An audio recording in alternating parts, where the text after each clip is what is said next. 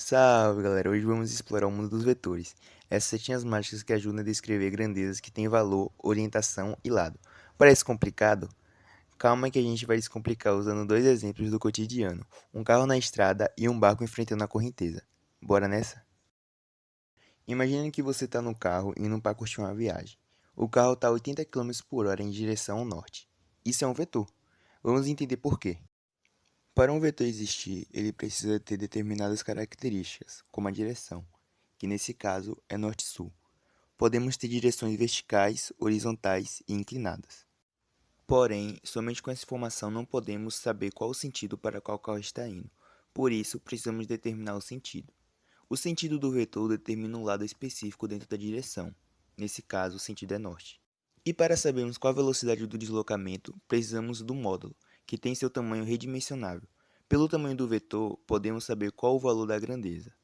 O vetor pode representar várias grandezas. Nesse caso, o módulo do vetor está representando a velocidade, e o valor é 80 km por hora. Se pensarmos em um caso hipotético onde o carro começa a desacelerar, o tamanho do módulo começará a diminuir também.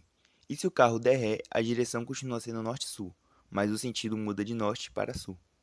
Agora que já entendemos módulo, direção e sentido, vamos explorar como decompor vetores e realizar operações entre eles. Vamos começar com o exemplo de um carro fazendo uma curva. No exemplo do carro na curva, temos dois vetores importantes: a aceleração tangencial, que segue a direção da trajetória do carro, e a aceleração centrípeta, que aponta para o centro da curva. A soma desses vetores cria uma alteração na direção da velocidade, mantendo o carro na trajetória curva. Isso acontece porque o vetor aceleração centrípeta é responsável por mudar constantemente a direção do vetor velocidade. Agora, vamos para um caso clássico de operações com vetores: um barco atravessando um rio com correnteza. Aqui temos dois vetores importantes: a correnteza do rio, que puxa o barco para baixo, e a força gerada pelo motor do barco, que empurra o barco para a direita, em direção à margem oposta. Para determinar a resultante, usamos a soma vetorial. Isso significa que combinamos esses dois vetores para formar um novo vetor que indica a trajetória real do barco. Graficamente, traçamos o paralelogramo. Desenhamos linhas paralelas a cada vetor e, em seguida, a diagonal do paralelogramo representa o vetor resultante.